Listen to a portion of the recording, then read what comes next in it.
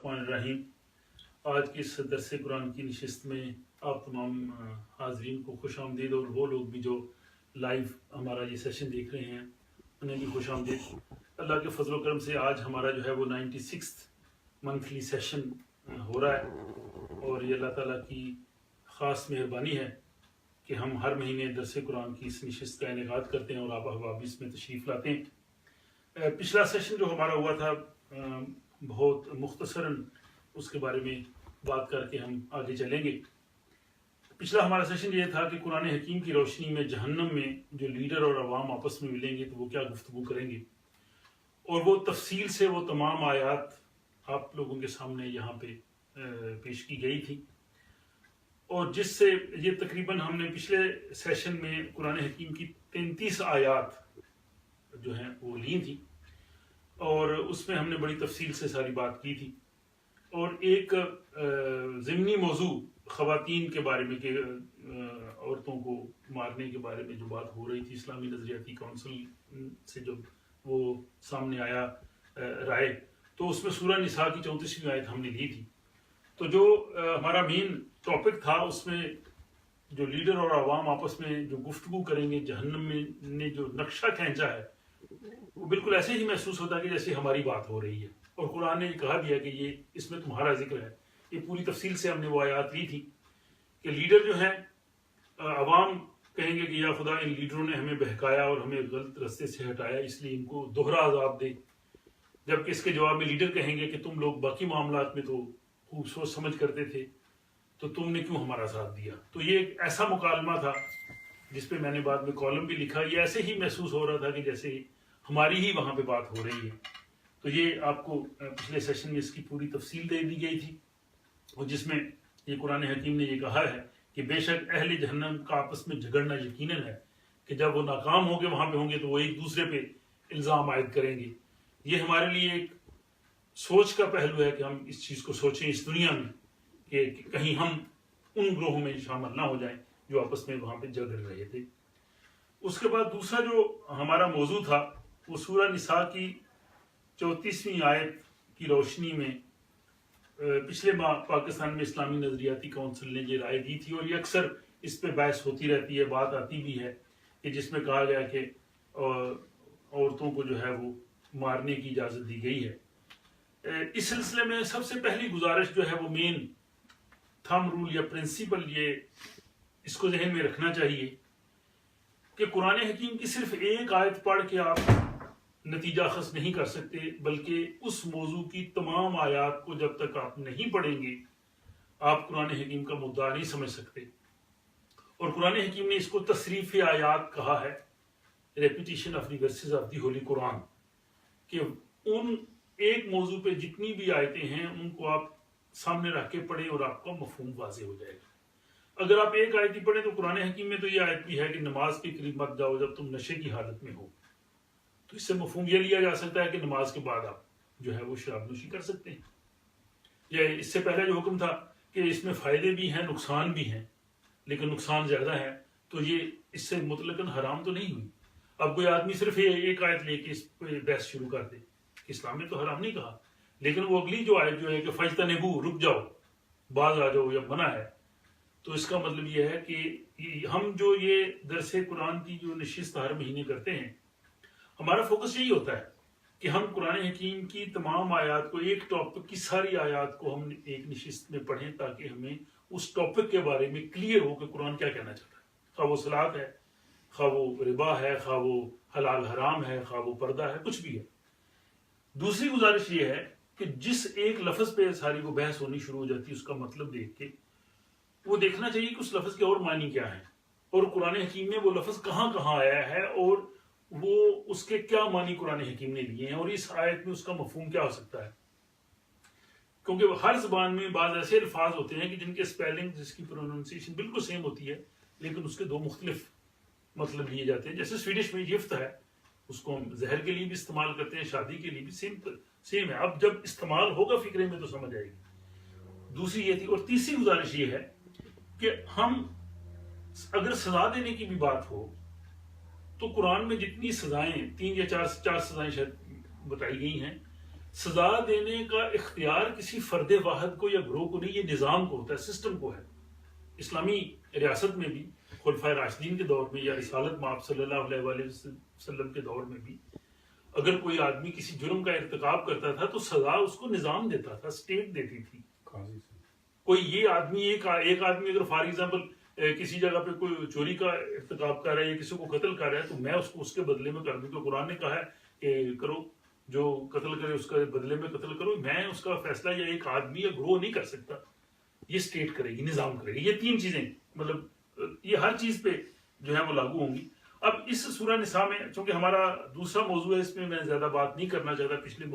پچھلے سیشن میں ہم کافی تفصیلی بات کر چکے ہیں، لیکن یہاں یہ کہنا ضروری ہے کہ جو ضربہ کا لفظ ہے اس کا مطلب صرف مارنا نہیں ہے. اس میں کسی چیز کو اس کی شکل ڈھالنا، جیسے لوہار یا سونار اس سے کوئی چیز بناتا ہے، یا جیسے درزی اس کپڑے کو کاٹ کے اس کو شیپ دیتا ہے، تو اس کو شیپ دینا، ڈھالنا یا اس کو جو ہے وہ مولڈ کرنا جو ہے وہ ان معنوں میں بھی آتا ہے.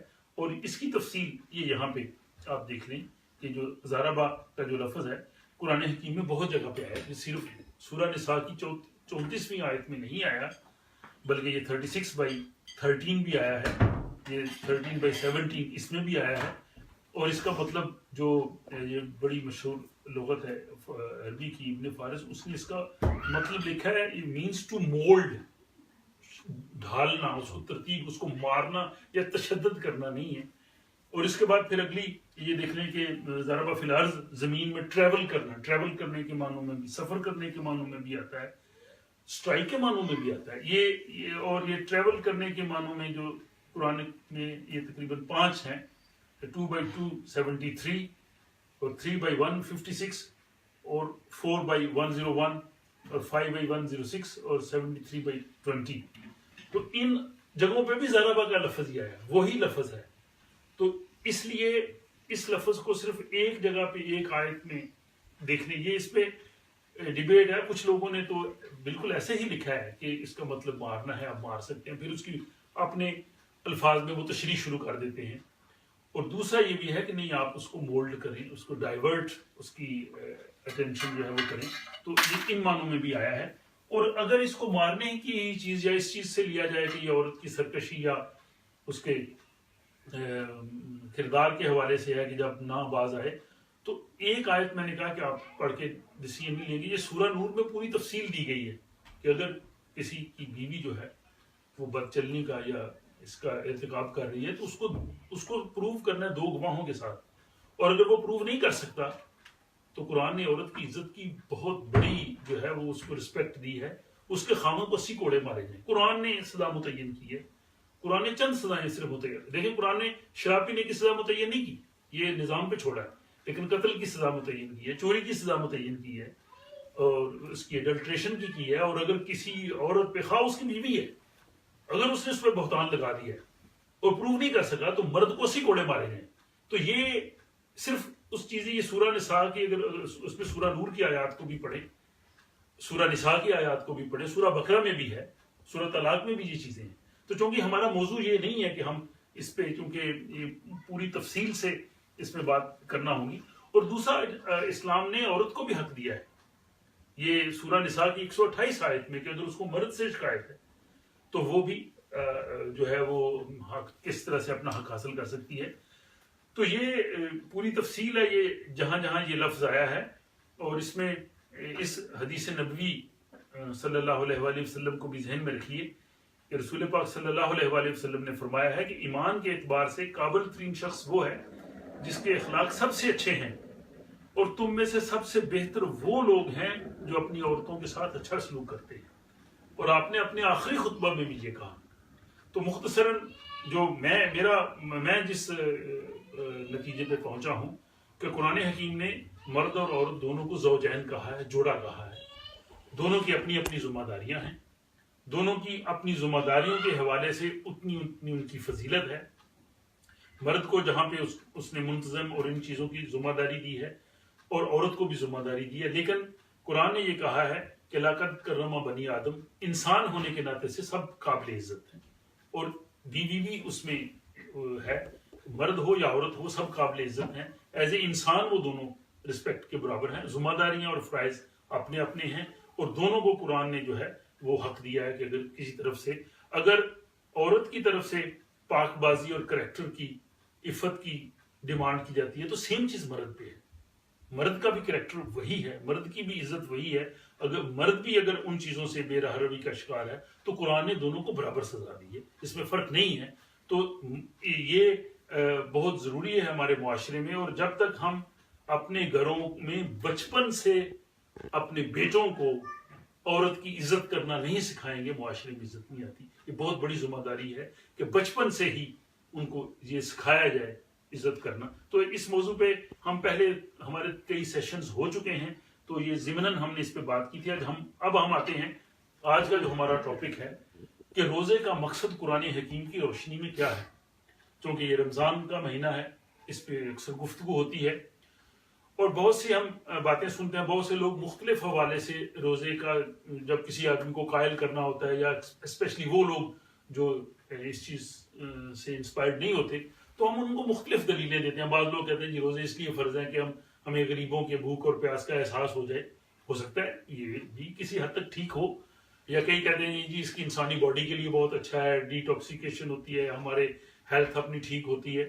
ممکن ہے یہ بھی کسی حد تک ٹھیک ہو, لیکن ہم یہ دیکھنا چاہتے ہیں کہ قرآن نے کیا کہا. کیونکہ اللہ نے جو روزے فرض کیے ہیں تو اللہ تعالیٰ نے اس کی حکمت بھی تو بتائی ہے نا, اور جو اللہ تعالیٰ نے ریزن بتائی ہے میرا خیال وہ ویلڈ ریزن ہے. ہماری ریزن میں ہو سکتا ہے کسی حد تک ٹھیک بھی ہو, لیکن بعد میں ہو سکتا ہے اس میں خامی بھی ہو, اور پھر جب اس پہ ڈیبیٹ ہو تو ہم شاید اس کا پورا جواب نہ دے سکیں. تو وہ ضمنی چیزیں ہو سکتی ہیں اپنے طور پہ. اب جو روزہ ہے اس کا عربی میں لفظ صوم ہے, اور یہ صاد واو میم عربی میں ہر لفظ جو ہے اس کے 3 لیٹرز ہوتے ہیں. تو یہ اس سے بنا ہے صوم سے, جس کا مطلب ہوتا ہے رک جانا, پریونٹ, ابسٹین, کسی چیز سے رک جانا, سٹاپ. تو یہ اس کی پھر آگے انہوں نے مختلف اس کی جو صوم کا جو مختلف جملوں سے بتانے کی کوشش کی ہے کہ سٹاپ ٹاکنگ, آپ نے سامان کلام آپ نے بات نہیں کی, یا فار ایگزامپل جو ہے وہ سٹاپڈ واکنگ, چلنے سے کسی کو روکا ہے, یا جو پانی رک جاتا ہے اس کو بھی کہتے ہیں سام الماء, پانی رک گیا ہے. تو یہ ڈفرینٹ, یعنی ان سب سے اس کا مفہوم جو یہاں پہ ہے اس لفظ کا وہ یہی ہے. بعض جیسے ہم نے پیچھے ذرا کا دیکھا اس کے مختلف مفہوم ہیں, لیکن جو صوم کا مفہوم یہ تمام جو ڈفرینٹ سینٹینسز میں اس میں یہی ہوتا ہے کہ رک جانا, روک دینا. تو قرآن کی جو ٹرم میں ہے اس میں یہ بتایا گیا ہے. یہ سورہ بقرہ میں اس کی آیتیں ہیں, اور یہ اسلام کا جو اہم رکن ہے, جو ہمارے 5 ارکان اسلام میں سے ون آف دیم. اس کی جو ٹوٹل آیات ہیں, ورسز ہیں, یہ دیکھیے صرف یہ 183 سے 187 یہ سورہ بقرہ میں بس. باقی جگہوں پہ 1-2 جگہ پہ اور روزے کا ذکر آتا ہے, لیکن وہ کفارے کے روزے کا ہے, یا جو پہلی اقوام ہے ان کے روزے کا ہے, اس طرح سے. لیکن جو رمضان کے روزے ہیں یہ صرف جو ہے وہ 83 to 87, یہ کتنی 7 آیات بنی, یہ صرف اس میں ہے, 7 نہیں بلکہ یہ بنے گی محل 5 آیات بنتی ہے ٹوٹل. تو اس میں سارا اس چیز کا ذکر آیا ہے, اور اس میں پھر انہی آیتوں میں پوری تفصیل بھی بتا دی ہے. اب ہمارے اس سیشن میں ہمارا مقصد وہ نہیں بتانا کہ روزے کی پوری ڈیٹیلز جو ہیں, ہمارا فوکس یہ ہے کہ اللہ تعالیٰ نے کیوں فرض کیا, لیکن اس میں بتا دیا گیا ہے بڑا سمپل ہے کہ یہ صبح صادق سے رات تک روزہ ہے. اور جو لوگ, قرآن نے ایگزامپل کلاس بھی کیا کہ جو لوگ نہیں رکھ سکتے, بیمار ہیں, سفر پہ جا رہے ہیں, یا جو جن کے لیے بہت مشکل ہے, وہ سال کے باقی دنوں میں رکھ لیں. اور جو بالکل پرماننٹلی نہیں رکھ سکتے ان کے لیے کہا کہ فدیہ دے دیں. بڑی سمپل طریقے سے قرآن نے اس کی وضاحت کر دی ہے. اس میں یہ بھی ایک بڑی بحث آتی ہے, اسپیشلی ہم لوگ کے لیے جو ہم سویڈن میں, نارتھ یورپ میں, Norway, Finland, Iceland, یہاں پہ دنیا کے بہت لمبے ترین روزے ہیں. اسٹاک ہوم میں 20 گھنٹے سے لمبا روزہ ہے. اگر ہم اوپر شہر سنسوال جائیں وہ شاید 21 گھنٹے تک ہے. اور کرونا وغیرہ جو اوپر ہے وہاں تو 24 آور آج کل سورج ہے. ناروے اور فن لینڈ اور سویڈن کا جو اس میں آرکٹک سرکل میں جو ایریا آتا ہے, اور اس میں پھر کئی اوپینینز آتے ہیں. جی آپ قریب ترین اسلامی ملک کے ٹائمز کو فالو کر لیں, آپ مکے کے ٹائم کو فالو کر لیں, آپ استنبول کے ٹائم کو فالو کر لیں, آپ 12 گھنٹے رکھ لیں. اور وہ کہتے ہیں ظاہر ہے کہ یہ اجتہاد ہم نے کرنا ہے. بالکل اجتہاد میرا اپنا نقطہ نظر یہی ہے, اور جو قرآن کو پڑھ کے میں سمجھا ہوں وہ یہ ہے کہ اجتہاد بالکل ہمیں کرنا چاہیے, اجتہاد کا حق حاصل ہے, لیکن جن چیزوں کو قرآن نے متعین کر دیا ہے اور اس کے اندر ہمیں حل بھی موجود ہے تو پھر ہمیں اجتہاد کی کیا ضرورت ہے. اب یہاں قرآن نے ان آیتوں میں متعین بھی کر دیا کہ روزہ ہے ڈان ٹو ڈسک, کہ صبح صادق سے رات تک, تو ظاہر ہم ٹائمنگ چینج نہیں کر سکتے. سیکنڈلی قرآن نے ایگزامپل بھی کر دیا ہے یتیقونا, کہ جو لوگ نہیں رکھ سکتے. اب بیمار کو کیوں کہا ہے ایگزامپل؟ دیکھیں ایک لاجک قرآن کہتا ہے, قرآن سوچنے والوں کے لیے, سمجھنے والوں کے لیے, غور کرنے والوں کے لیے یہ کتاب ہے. یہ دنیا کی واحد کتاب ہے جو بار بار اس چیز پہ سٹریس کرتی ہے کہ اس پہ اپنا دماغ لڑاؤ. بیمار کو کیوں کہا؟ نہیں رکھ سکتا, مشکل ہے. ٹریولنگ والے کو کیوں؟ بھائی ظاہر ہو سکتا ہے اس کو سیری افطاری کی دقت ہو, بھائی اس کو بھی ایگزامپل کر دیا, ٹھیک ہے. اور اس میں پھر ان عورتوں کو بھی جن کے چھوٹے بچے ہیں سارا. تو یہ کامن سینس چیز ہے کہ وہ نہیں رکھ سکتے تو کیا نا. سیم چیز یہ ہے کہ جو یہاں پہ جو آدمی 22-23 گھنٹے کا لمبا روزہ اگر وہ نہیں رکھ سکتا, دیکھیں ہر آدمی پہ ڈیپینڈ کرتا ہے, کچھ لوگ رکھ سکتے ہیں, بالکل رکھنا چاہیے, ظاہر اس کا متبادل تو نہیں, لیکن جو نہیں, ایون جن ملکوں میں 16-17 گھنٹے کا روزہ ہے اور اس آدمی نے پورا دن کھیتوں میں کام کرنا ہے 45 ڈگری میں, ہو سکتا ہے سارے نہ رکھ سکتے ہوں, تو یہ آدمی خود ڈسیزن کر سکتا ہے. تو میرے اپنے اوپینین میں یہ ہے کہ اگر وہ رمضان میں due two reasons, health reasons یا ادر ریزنز اگر وہ نہیں رکھ سکتا تو ظاہر وہ قضا کر کے باقی سالوں میں رکھ سکتا ہے. لیکن یہ پاسبل نہیں ہے کہ 12 گھنٹے کا روزہ رکھ لیں, اب یہاں پہ عصر کے وقت آپ افطاری کر رہے ہوں اور نماز آپ نے عصر کی پڑھنی ہے اور فجر کا روزہ آپ اس وقت شروع کریں کہ جب یہاں پہ یہ سینس نہیں ہے. اور اس میں یورپین فتویٰ کونسل نے بھی ایگزیکٹلی وہ بات کی جو میں کہہ رہا ہوں. یہ 2 سال پہلے میں نے کالم بھی اس پہ لکھا تھا.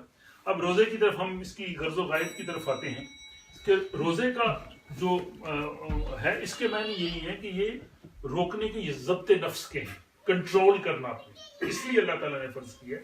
جو میں نے پہلے کہا نا کہ لوگ کہتے ہیں غریبوں کا خیال کریں, اپنی ہیلتھ خیال کریں, وہ ہو سکتا ہے وہ بھی ہو, لیکن قرآن نے جو مین انٹینشن دی ہے وہ ہے ضبط نفس کے, کہ اپنے آپ کو حدود خداوندی کے اندر رکھنا.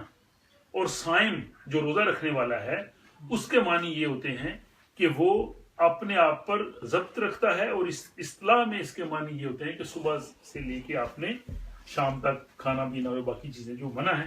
تو بیسیکلی قرآن کا مقصد یہ ہے کہ یہ ہمارے لیے ایک ٹریننگ کا مہینہ ہے, کیونکہ ہم پہ جہاد بھی فرض ہے, باقی چیزیں بھی. انسان کی پوری زندگی جو ہے وہ جدوجہد کی ہے, اور جہاد سے مطلب صرف لڑنا نہیں ہے, زندگی کے ہر شعبے میں جدوجہد کرنا. تو ایسے شخص کو ایک اس طرح کی ٹریننگ دینے کے لیے یہ ہے کہ اس کا ضبط نفس کنٹرول کرنا. یہ سمجھیں کہ ایک سالانہ ہمارا جو ہے وہ ٹریننگ کا کورس ہے, اور قرآن نے اس کی 3 ریزنز دی ہیں فرض کرنے کی انہی آیات میں, 1/83 میں اور 2/85 میں اور پھر اسی 85 میں. تو قرآن حکیم نے جہاں بھی جتنے بھی احکامات ہمیں ملتے ہیں, خواہ وہ صلاۃ ہے, خواہ وہ زکوٰۃ ہے, خواہ وہ جو ہے وہ روزہ ہے, قرآن اگر وہ کسی چیز کو فرض کرتا ہے تو ساتھ وہ اس کی حکمت بتاتا ہے, وائی. کیونکہ یہ انسانوں میں سوال تو ڈیفینیٹلی آئے گا نا کہ روزہ ہے کیوں رکھیں گے ہم لوگ بھی پوچھتے ہیں. تو چونکہ ہمیں جب قرآن کا علم نہیں ہوتا تو ہم ادھر ادھر سے مثالیں دیتے ہیں, یا فار ایگزامپل ہم اللہ کی راہ میں کیوں خرچ کریں, اس کی ریزن بتائی. تو یہاں بھی اللہ تعالیٰ نے جو کہا ہے کہ ہم نے ان چیزوں کو آپ پہ فرض کیا ہے, تو اس کی حکمت یہ سورہ نساء کی ہی 113ویں آیت ہے کہ وَأَنزَلَ اللَّهُ عَلَيْكَ الْكِتَابَ وَالْحِكْمَةَ, کہ اللہ تعالیٰ نے نبی پاک صلی اللہ علیہ وسلم پر کتاب بھی نازل کی اور حکمت بھی, ٹھیک ہے. وَعَلَّمَ مَا لَمْ تَكُنْ تَعْلَمُ وَكَانَ فَضْلُ اللَّهِ عَلَيْكَ عَظِيمًا, کہ آپ پہ ہم نے کتاب اور حکمت نازل کی اور آپ کو وحی کا اس چیز کا علم دیا جو آپ پہلے نہیں جانتے تھے. یہ وحی سے پہلے کی بات ہو رہی ہے. ضمناً یہاں پہ یہ بھی ہے کہ رسول پاک صلی اللہ علیہ وسلم دنیا میں کسی شخص سے پڑھے نہیں تھے, لیکن جب انہیں وحی مل گئی تو پھر ظاہر اللہ تعالیٰ ان کو وحی سے بڑا علم نہیں ہے. پھر آپ کو وحی ملنے کے بعد ہم یہ نہیں کہہ سکتے کہ آپ پڑھے نہیں تھے, پڑھے بھی تھے کیونکہ جب وحی مل گئی, لیکن امی کا لقب ان کا ہے وحی سے, اور قرآن میں وہ آیت موجود ہے, اس کا ریفرنس بھی موجود ہے. تو قرآن نے یہاں پہ یہ کہا ہے کہ وَأَنزَلَ اللَّهُ عَلَيْكَ الْكِتَابَ وَالْحِكْمَةَ, کہ ہم نے کتاب بھی نازل کی, قرآن اور حکمت, ریزننگ. تو ظاہر ہر آدمی وہ ریزننگ پوچھتا ہے، تو وہ ریزننگ کو قرآن حکیم نے یہ 2/83 جو آیت ہے کہ یا ایھا الذین آمنوا کتب علیکم الصیام کما کتب علی الذین من قبلکم لعلکم تتقون، کہ ہم نے فرض کی جیسے پہلے لوگوں پہ، اور آخر میں وہ ریزن کہ لعلکم تتقون، تاکہ تم میں قوانین خداوندی کی نگہداشت کرنے کے تم اس قابل ہو سکو اور زندگی کے سفر میں راستے کے خطرات سے محفوظ رہو. یعنی خدا کے اس نظام کو تم نے لے کے چلنا ہے، تم اس قابل ہو، تمہیں وہ ایبلٹی پیدا ہو جائے. جیسے ملٹری ٹریننگ میں جب کوئی آدمی آتا ہے تو اس کو پہلے دن ہی لڑنے کے لیے گن دے کے نہیں بھیجتے، اس کو پورا ٹریننگ کا پروسیجر ہوتا ہے، اس کا پورا وہ پریڈ بھی جو ہوتی ہے، پریڈ لڑنے میں، جنگ میں تو پریڈ کہیں کام نہیں آتی، لیکن پریڈ ڈسپلن سکھائے گی، یہ کرنا ہے، یہ نہیں کرنا، یہاں پہ رک جانا ہے. جیسے ٹریفک سائنز ہیں، اس میں ہم نے جہاں پہ سٹاپ سائن ہے، گاڑی آ رہی ہے نہیں آ رہی، ہم نے رکنا ہے کیونکہ وہ اس ٹریننگ کا حصہ ہے. تو قرآن کے مطابق جو پہلی ریزن ہے فرض کرنے کی، لعلکم تتقون، تاکہ تم قوانین خداوندی کی نگہداشت کرنے کے قابل ہو سکو اور زندگی کے سفر میں راستے کے خطرات سے محفوظ رہو. تو یہ اس لیے فرض، یہ صرف بھوک اور پیاس کے لیے نہیں ہے بلکہ ہماری اپنی ٹریننگ ہے. اور دوسری جو باقی دو ریزنز ہیں وہ اگلی آیت 2/185 میں ہے کہ شہر رمضان الذی انزل فیہ القرآن، کہ اس رمضان کے مہینے میں قرآن حکیم کا نزول ہوا، ہدی للناس، کے لوگوں کے لیے اس میں ہدایت بھی ہے، یہ فرقان بھی ہے، اور جن کو پھر یہ مہینہ ملے پھر وہ روزے رکھیں، اور پھر وہی تفصیل آ گئی کہ اگر کوئی سفر میں ہو یا نہ رکھ سکے تو. اور آخر میں پھر اس کی جو ریزننگ کی ہم بات کر رہے تھے، وائی دے آر کمپلسری وَلَے تُکْمِلُوا، کہ اس کا مقصد یہ ہے کہ تم اس قابل ہو جاؤ کہ خدا نے جو تمہیں رہنمائی دی ہے، وَلَے تُکْبِرُوا اللَّهَ عَلَىٰ مَا هَدَاكُمْ، کہ اللہ تعالیٰ نے تم کو جو رہنمائی دی ہے تم اس قابل ہو سکو کہ قانون خداوندی کو ساری دنیا کے قوانین سے بلند کر سکو. یعنی بہترین ویل ٹرینڈ قسم کی امت بنو. اور یہی ہے نا، جو ویل ٹرینڈ آرمی ہوتی ہے اس کی سب سے مشکل ٹریننگ ہوتی ہے، اور آرمی میں بھی جو کمانڈرز ہوتے ہیں ان کی اور مشکل ٹریننگ ہوتی ہے ان کو، کیونکہ انہوں نے بہت مشکل ٹاسک لینے ہوتے ہیں. نارمل آرمی میں اس میں ظاہر آپ کو پتہ سٹیپس ہیں، اور جو ٹاپ کے مشکل ترین کاموں میں جانے کے لیے ان کو مشکل، تو قرآن نے اس لیے کہا کہ اس سے تمہیں وہ سیلف ٹریننگ ہے. یہ انڈرسٹوڈ چیز ہے. جب ہم نے روزہ رکھا ہے، مجھے پتا ہے میں نے یہ کام نہیں کرنا، میں اکیلا ہوں، کوئی آدمی مجھے دیکھ نہیں رہا، میں وہ پورا مہینہ اگر وہ نہیں کرتا تو اس کے بعد 11 مہینے میں اسی ٹریننگ کو لے کے جاؤں. یار میں فار ایگزامپل میں اکیلا ہوں، کوئی چیز ہے کسی کی پڑی میں اٹھا سکتا ہوں، میں نے روزہ رکھا ہے نہیں اٹھاؤں گا، رک جاؤں گا نا، تو اس ٹریننگ کا اثر باقی سال پہ بھی آئے گا. تو قرآن نے یہ کہا ہے. اور تیسری ریزن جو قرآن حکیم نے کہی ہے وَلَعَلَّكُمْ تَشْكُرُونَ، کہ اس مقصد کے لیے کہ جو تمہاری کوششیں وہ بھرپور نتائج پیدا کریں، کہ پہلے تم اس قابل ہو جاؤ، اس ٹریننگ کرو، اور پھر اس کے بعد تمہاری یہ جو ساری جدوجہد ہے وہ پورے اس ٹریننگ کے اس مراحل تک پہنچ جائے کہ تم جو ہے وہ کر سکو. تو یہاں پہ قرآن حکیم نے اس کی پوری، یہ جو اردو سلائڈ سی یہاں پہ انگلش میں اس کی پوری ڈیٹیلز سے بتا دیا گیا ہے کہ جو ایک مقصد ہے انسان کی تخلیق کا، اور جو اللہ تعالیٰ کی ذات چاہتی ہے کہ انسان کردار کی ان بلندیوں پہ پہنچ جائے، ان بلندیوں پہ پہنچنے کے لیے اور اس دین کو نافذ کرنے کے لیے اور دنیا کے سامنے ایک بیسٹ کریکٹر پیش کرنے کے لیے روزہ بیسٹ چیز ہے.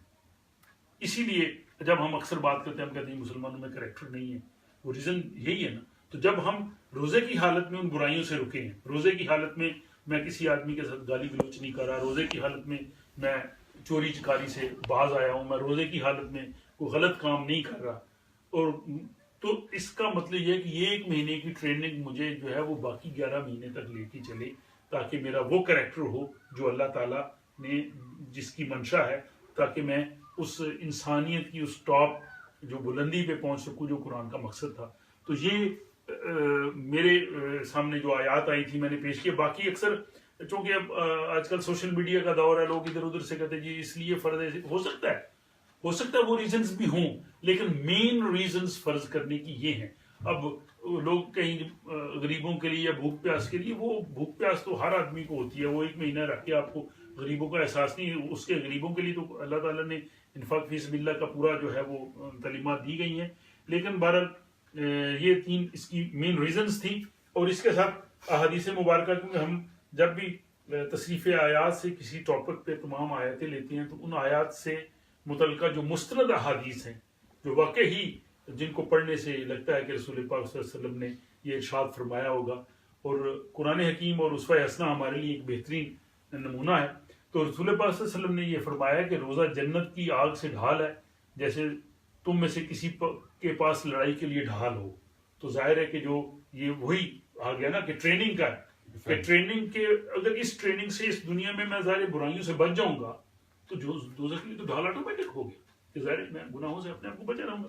اور اگلی آیت حضرت ابو ہریرہ سے روایت ہے، یہ ابن ماجہ اور باقی سنن میں بھی ہے، کہ آدم کے بیٹے کا ایک عمل جو ہے وہ 10 گنا سے لے کر 700 گنا تک ہے، جتنا اللہ چاہے بڑھا سکتا ہے. اللہ تعالیٰ نے فرمایا ہے کہ روزہ اس سے مستثنا ہے، وہ میرے لیے ہے اور اس کا اجر میں دوں گا.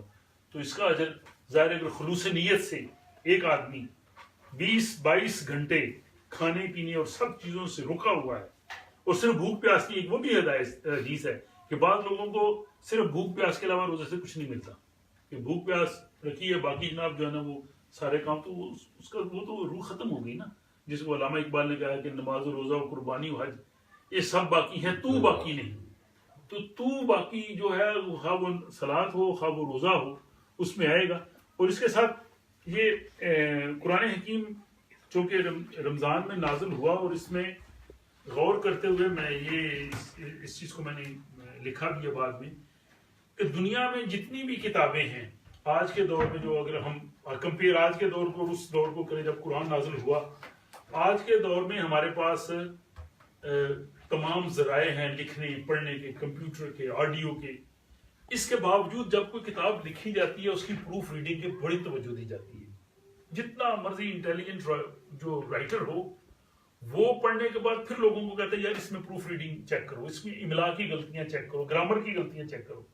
ساری چیزیں کرنے کے باوجود پھر بھی کتاب چھپتی ہے تو اس پہ لکھا ہوتا ہے کہ سیکنڈ ایڈیشن میں ہم یہ غلطیاں، املا کی غلطیاں، گرامر کی غلطیاں درست کریں گے. یہ آج اتنی جنی چیزیں ہونے کے باوجود، بلکہ کمپیوٹر میں تو وہ پروگرام ہے، آپ اس میں دیکھ سکتے ہیں کون کون سے لفظ غلط ہیں، گرامر غلط ہے، اس کے باوجود رہ جاتی ہیں.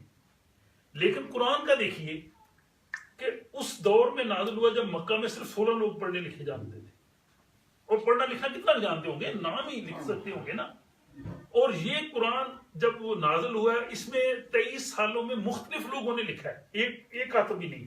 بہت سے کاتب ظاہر جو اویلیبل ہوتا ہوگا جب وہی نازل ہوتی ہوگی، حضور صلی اللہ علیہ وسلم کاتب کو بلاتے ہوں گے، اس کو بتاتے ہوں گے لکھ دو. رسول پاک خود نہیں لکھ رہے.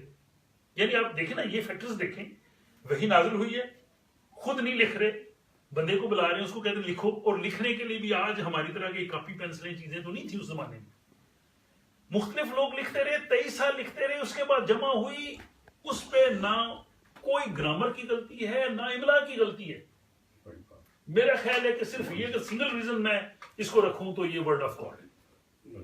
حالانکہ قرآن نے ورڈ آف گاڈ ہونے کی ریزن یہ بھی نہیں ہے کہ اس میں کوئی تضاد نہیں ہے، اس میں کوئی کنٹراڈکشن نہیں اگر خدا کی طرف سے نہ آتا ہے. اور 23 سال میں ایک کتاب لکھی جائے 23 ایئرز میں، تو اس میں تو انسان کے خیالات ہی بدل جاتے ہیں، چیزیں بدل جاتی ہیں. یعنی یہ اتنی بڑی یعنی ایک سمجھیں کہ کتاب ہے کہ صرف ہم اگر یہی اس چیز کو اگر ذہن میں رکھ دیں، اور پھر اس کا ادبی حسن اپنی جگہ پہ، وہ اس نے وہ شاعر تھا نا کہ لبید اس کا نام تھا، اس نے جب حضرت علی کرم اللہ وجہہ نے سورہ کوثر خانہ کعبہ پہ لگائی تو اس نے کہا کہ یہ کسی محاذہ کلام البشر، کسی بشر کا، کسی انسان کا کلام نہیں ہے، یہ ادبی حسن ہے.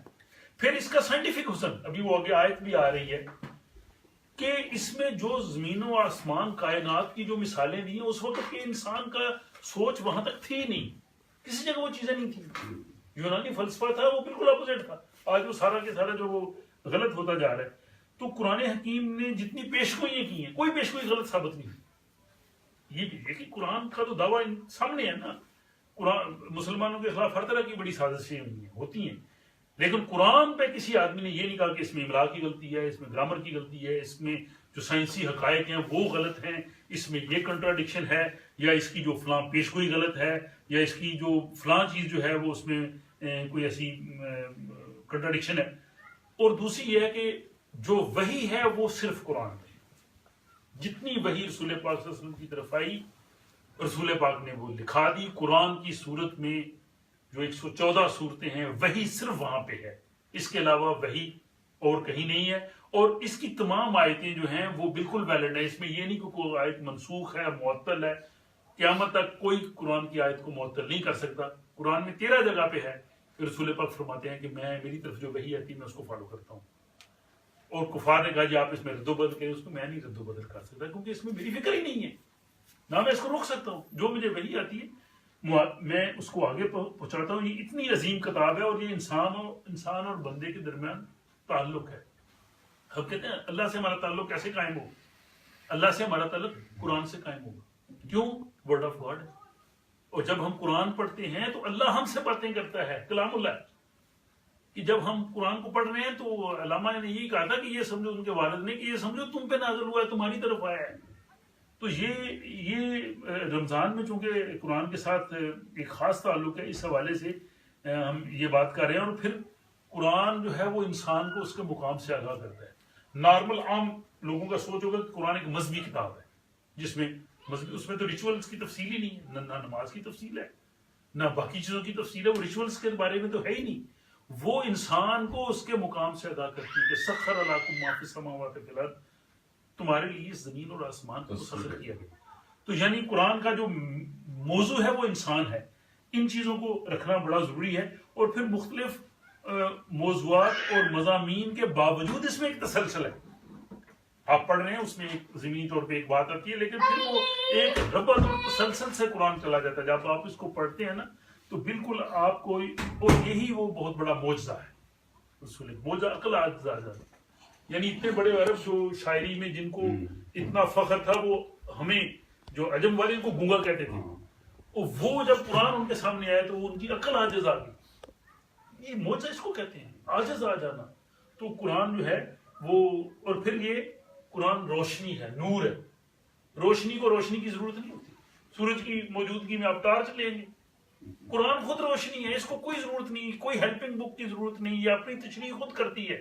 قرآن کی تشریح جو ہے وہ قرآن میں اس کی ایک آیت دوسری آیت کی تشریح کرتی ہے جس کو تصریف آیات کہتے ہیں. اور پھر یہ بھی ہے کہ یہ ایک اس کی صورتیں اور اس کی جو ہیں وہ پارے وہ ایک مربوط حسابی نظام کے تحت ہیں. کہ پاکستان کے ایک سائنٹسٹ بھی ہیں ڈاکٹر بشیر صاحب, انہوں نے بھی کیا. انہوں نے کیا پورا گراف بنایا کہ یہ آیتیں جو آئی ہیں اور صورتیں آئی ہیں, انہوں نے وہ پورے دیا کہ یہ بالکل ایک میتھمیٹیکلی جو 19 کا عدد ہے اس کے تحت چلتا ہے. آپ یہ نہیں کر سکتے اس کو یہاں پہ رکھ دیں یہاں پہ رکھ دیں. یہ اتنا بڑا اللہ تعالیٰ کا معجزہ. اور رسول پاک صلی اللہ علیہ وسلم کی پوری زندگی جو ہے وہ قرآن کی عملی تفسیر تھی. اور ہمارے لیے ان کا جو زندگی ہے وہ بہترین نمونہ ہے. تو بہترین نمونے ان کے ساتھ جب ہمارے دلوں میں محبت ہوگی, جتنی حضور صلی اللہ علیہ وآلہ وسلم سے ہمیں محبت ہوگی اتنی ہمارا قرآن سے تعلق ہوگا, اتنے ہی ہم اچھے انسان بنیں. الٹیمیٹ موٹو تو یہ ہے کہ اچھے انسان بنیں, جس معاشرے میں رہیں اچھے انسانوں کے طور پہ رہیں. یہی موٹو ہے, اور رمضان کا بھی یہی تھا. اور اس کے بعد یہ سورہ حامیم سجدہ کی جو آخری 2 آیات ہیں اس میں اتنا بڑا دعویٰ ہے.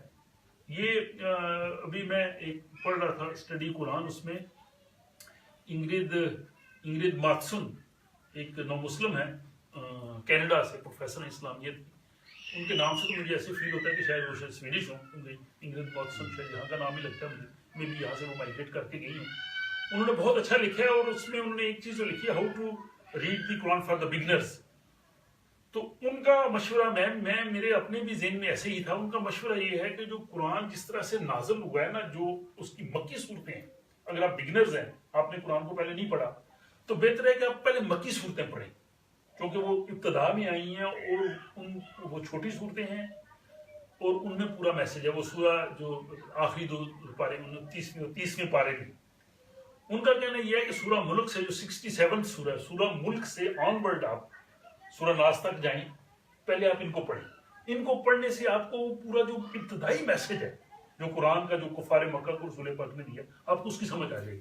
پھر آپ جیسے پڑھیں. تو میرا خیال ہے کہ مجھے یہ کافی اپیلنگ, میں خود بھی اس چیز پہ سوچ رہا تھا. ممکن ہے ہم اگلے ہمارے آنے والے سیشنز جو ہیں وہ ہم ان جو چھوٹی مکی صورتیں ہیں جس میں پورا ایک موضوع مضمون ہے, ہم اس کو لیں. یہ سورہ حامیم سجدہ جو ہے یہ بھی انہی صورتوں میں ہے. اور اس کی جو آخری 2 آیات ہیں، اس میں اتنا بڑا دعویٰ کیا گیا ہے، جبکہ آپ یہ دیکھیں کہ مسلمانوں کی مکہ میں کوئی حالت نہیں تھی. یعنی وہ جو چھپ کے نماز پڑھ رہے ہیں، جو ہجرت میں مجبور ہو رہے ہیں، جن کی وہاں پہ کوئی پولیٹیکل یا آپ کسی طرح سے رہیں کہ اس معاشرے میں کوئی طاقت ہی نہیں ہے. 2 مسلمان شہید کر دیے انہوں نے، ٹھیک ہے، رسول پاک صلی اللہ علیہ وسلم کا رستہ روکا گیا. اس وقت اگر وحی آئے اور مخالفین کو یہ کہا جائے کہ جناب یہ جو عنقریب ہم انسان کو نفس انسانی میں اور خارج کی دنیا میں اپنی نشانیاں دکھائیں گے کہ ان کو ثابت ہو جائے گا کہ یہ قرآن ایک سچی کتاب ہے، اور ایسے حالات پیدا ہو جائیں گے عرب میں بھی کہ ان کو قرآن کی جو وہ سچائیاں محسوس ہو جائیں گی اور حقیقت ان کے سامنے نکھر کے آ جائے گی، اور قرآن نے جو کچھ کہا تھا وہ حق پہ مبنی ہے. تو یہ ایک بڑی سوچنے والی بات ہے کہ دعویٰ اس وقت کیا جب ان کی کوئی حیثیت ہی نہیں تھی. اس وقت ان کے سامنے یہ دعویٰ کیا کہ جب رفتہ رفتہ دنیا میں ترقی ہوگی اور انسانی علم کے ذرائع، بایولوجی، فزکس، کیمسٹری، اور اس کے بعد جو علم طبقات الارض ہے، آرکیالوجی، اور یہ جتنی بھی علم ہے کائنات کا علم، جب وہ بڑھتا جائے گا تو ان کے سامنے قرآن کے حقائق جو ہیں وہ سامنے آ جائیں گے اور انسان مان لے گا کہ یہ خدا کی کتاب ہے. یہ بہت بڑا اس وقت کا یہ دعویٰ ہے. اگر تو یہ دعویٰ مدینہ میں کیا جاتا نا کہ جب مسلمانوں کی اسلامک اسٹیٹ بن چکی تھی تو پھر ایک اور حیثیت ہو سکتی کہ بھائی اس وقت یہ مکہ میں ابتدا میں. اس لیے یہ جو ابتدائی آیات ہیں، یہ آیت ہے کہ 41/53 کہ ہم عنقریب ان کو سنورہم آیاتنا فی الآفاق وفی انفسہم، کہ ہم ان کو انفس و آفاق میں، ان کے نفس میں، ان کی اپنی چیز میں، اور ہم عالم میں وہ نشانیاں دکھائیں گے کہ حتیٰ یبین لہم انہ الحق، کہ وہ حق کو پہچان جائیں گے، ان کو سمجھ ہو جائے گی. اور اللہ تعالیٰ جو ہر چیز پر گواہ ہے. اگر اس آیت پہ اگر ہم غور کر کے، میرا خیال ہے ایک نہیں، اس پہ کئی سیشن ہو سکتے ہیں کہ اللہ تعالیٰ نے 2 چیزوں کو کہا ہے کہ ہم نفس انسانی کے اندر اور دنیا میں اس کو وہ نشانیاں بتائیں گے کہ انسان یقین کر لے گا کہ قرآن سچی کتاب ہے. اور آج کی سائنس نے وہ چیزیں پروو کی ہیں. میں یہ کہتا ہوں کہ آپ گوگل میں سرچ کر لیں، لائبریریز میں دیکھ لیں کہ 6th سینچری جب قرآن آیا ہے انسان کا علم کس لیول پہ تھا، وہ نوٹ کر کے رکھ لیں. کائنات کے بارے میں، انسان کے بارے میں، تاریخ کے بارے میں، اور پھر قرآن کی طرف آ جائیں کہ اس نے کائنات کے بارے میں، اس نے زمین و آسمان کی تخلیق کے بارے میں. ہم آپ لوگ جو ریگولر آتے ہیں آپ کو پتہ ہی ہے کہ ہم نے میرے 5-6 سیشن اس میں کیے.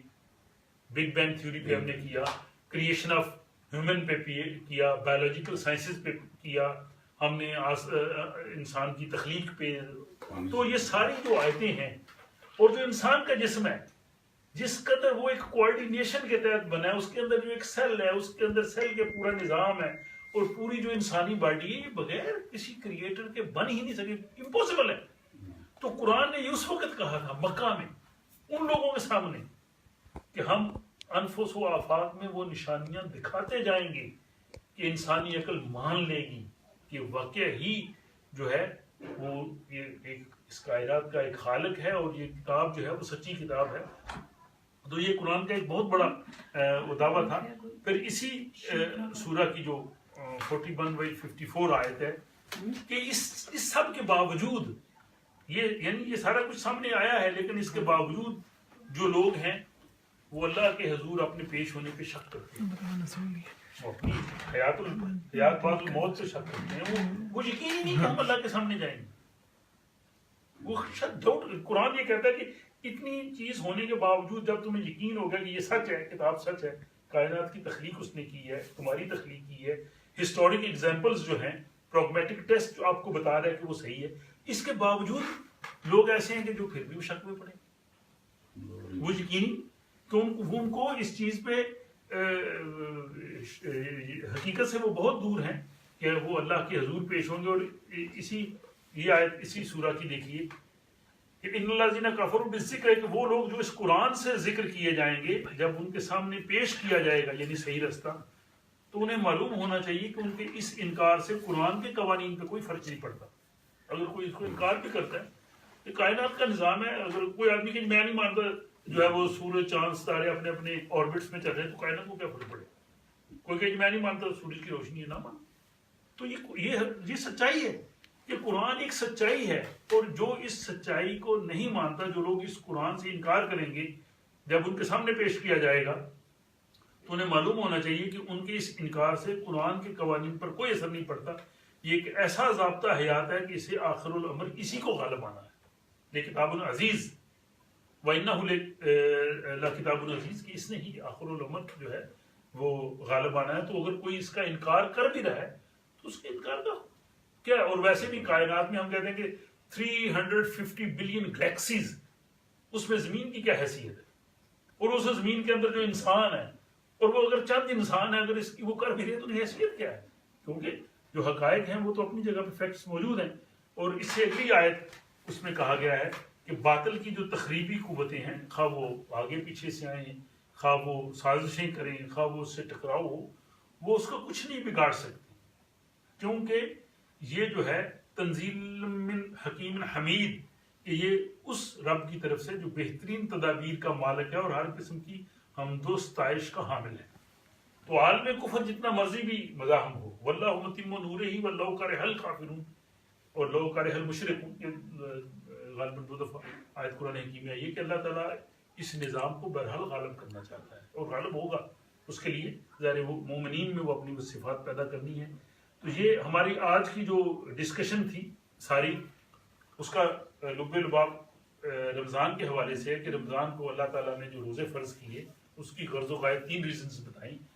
کہ ایک تو تم میں وہ ایبلٹی پیدا ہو جائے تاکہ تم اس نظام کو دنیا میں نافذ کر سکو، اچھے کریکٹر کے مومن پیدا ہوں، اور پھر تمہاری اس جد و جہد کی وجہ سے وہ اچھے نتائج تم دنیا کے سامنے لا سکو.